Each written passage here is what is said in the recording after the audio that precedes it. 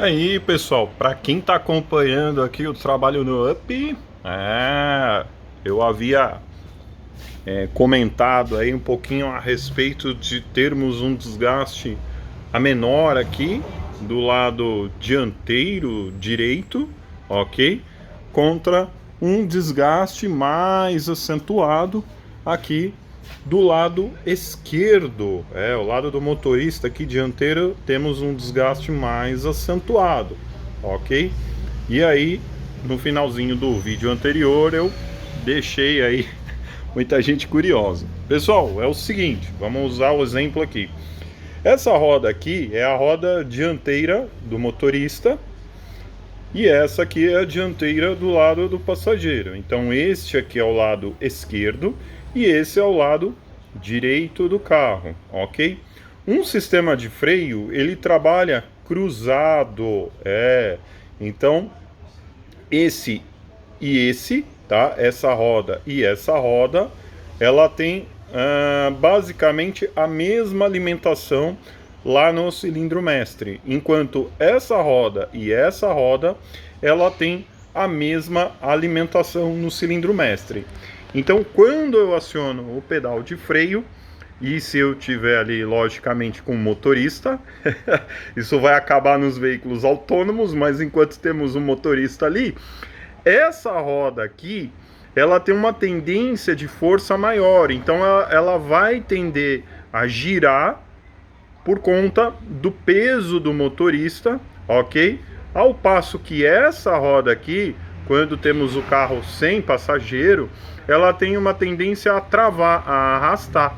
Então, quando eu tenho um sistema ABS no carro, ele faz o controle roda a roda, ok?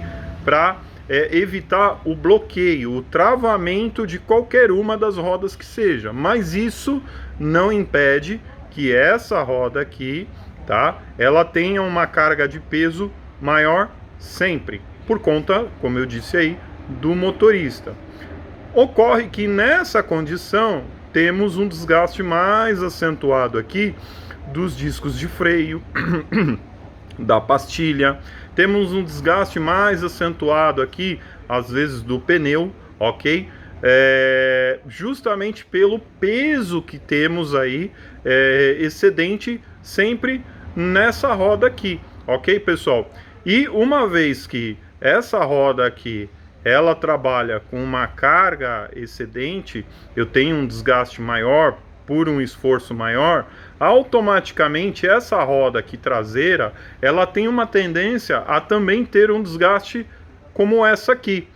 Em alguns veículos, quem é reparador aí mais atento, deve observar que nessa roda traseira aqui, a oposta da dianteira, comumente tem mais resíduo de material ali de lona de freio, ok? Do que essa roda aqui. Às vezes acontece de termos mais material de freio aqui, porque temos peso também nessa roda, ok? Então vamos dizer aí que o carro é um táxi, um Uber, né? Como o pessoal diz aí. Eu tenho o motorista e tenho o passageiro. Então essas duas rodas aqui, elas têm uma tendência a ter um desgaste maior no sistema de freio em comparação com essas aqui. Então, se você observar em detalhe as peças e fizer medição técnica nas peças, tá? Você vai encontrar um disco com mais capacidade aqui de frenagem, porque ele está mais grosso, ele está mais espesso. Você vai encontrar um tambor e uma lona de freio mais espessa aqui nessa roda, ao passo que o oposto vai ter mais desgaste tanto no tambor quanto na lona, aqui no disco e na pastilha. Então é isso que acontece em maioria dos veículos aí, quando você tem uma situação de peso. O ideal seriam todas ter por igual a carga de peso. Como não temos essa condição, você tem um desgaste mais acentuado. Diferente de veículo que anda constantemente com duas pessoas no banco dianteiro, ok? Aí você tem um desgaste por igual, tanto da pastilha e disco, como na traseira, pastilha e disco, ou tambor e lona de freio, ok? Então, isso aí é o que faz com que tenhamos aqui, no caso do Up, uma situação de preservação do disco de freio, ou seja, ele sofreu menos desgaste em comparação com o seu coleguinha aqui, o seu amiguinho, o disco de freio do lado do motorista, ok? Então, muita atenção aí na hora que você efetuar a manutenção, tá? Quanto a isso, observe esse detalhe e note que você vai ter desgaste maior sempre na roda que está levando mais carga de peso. Já aconteceu aqui, pessoal, tá? Por eu sempre observar essa situação, que o proprietário andava com muita carga no eixo traseiro. Ele levava uma caixa de ferramenta gigantesca ali. Então tínhamos sempre mais desgaste de freio traseiro no veículo e nas duas rodas do que desgaste no eixo dianteiro, ok? E isso era por conta da carga que o proprietário levava ali, que eram ferramentas, ok? Então isso fazia com que tínhamos mais desgaste ali no sistema traseiro. Olha aí a importância de ter esse conhecimento, e toda vez que você pegar um carro para fazer o sistema de freio, pessoal, nunca efetue somente a visualização ou check-up, né, ou diagnóstico, pré-diagnóstico aí, somente do eixo dianteiro. O carro freia também roda traseira. Então, comumente você tem, vamos lá de novo, usar aqui a referência, tá? Você tem frenagem aqui no eixo traseiro, cerca de 30, 40, 50%, isso alterna, ok? Contra 70, 80, ok? Às vezes você tem 50%, ou seja, enquanto essas rodas dianteiras elas freiam 70%, a roda traseira ela está freando 30%. Se eu tenho desgaste ali no sistema de freio traseiro, ok? Isso vai comprometer a frenagem, principalmente em veículos com sistema tambor. Eu já falei sobre o material de atrito da lona de freio. Então vai criar aquele resíduo de material, ok? Particulado ali, proveniente do desgaste da lona. Ele vai cair na pista ali de contato entre a lona e o tambor e vai diminuir o que? O coeficiente de atrito. Então, ou seja, se antes eu tinha 30% e agora eu passo a ter 20% no eixo traseiro, automaticamente o meu freio dianteiro ele sofre sobrecarga, ou seja, uma carga acima daquela que ele foi desenhado para trabalhar, ok? Então, eu perco frenagem no eixo traseiro, sobrecarrego o eixo dianteiro. De nada adianta eu ter pastilha, disco novo na dianteira, fluido de freio trocado, se eu tenho problemas ali no eixo traseiro quanto à frenagem, ok? Então o freio traseiro ele precisa ser inspecionado, limpo e ajustado, sempre que é efetuado um serviço no eixo dianteiro. Com isso, pessoal, com isso, a gente preserva aqui, ó, os componentes da suspensão. Eu preservo terminal de direção, eu preservo braço axial, preservo caixa de direção, eu preservo aqui, ó, a bandeja, né, de suspensão aqui, ou braço oscilante, eu preservo a bucha, eu preservo essa outra bucha, eu acabo preservando aqui, ó, o pivô. Por que eu preservo tudo isso? Preservo aqui a barra estabilizadora, o tirante, que é a bieleta, preservo aqui o amortecedor e preservo mola. Por que isso, pessoal? Porque toda vez que eu venho com o veículo aqui em marcha e eu aciono o freio, eu tenho o quê? Ó, eu tenho esse movimento aqui, ó. O veículo vai tender a levantar a traseira aqui, ok? E vai tender a baixar a dianteira, ou seja, vai acionar os amortecedores, barra estabilizadora, ok? E eu tenho uma tendência a mudança, às vezes, de trajetória, ok? Por conta que aqui é a minha direção, forçando os componentes todinhos de suspensão. Então, quando eu tenho uma frenagem eficiente no eixo traseiro, o carro ele freia todo por igual. ele não faz esse movimento aqui, ó, que muitas vezes a gente observa aí, e é comum em muitos carros eles fazerem esse movimento, ok?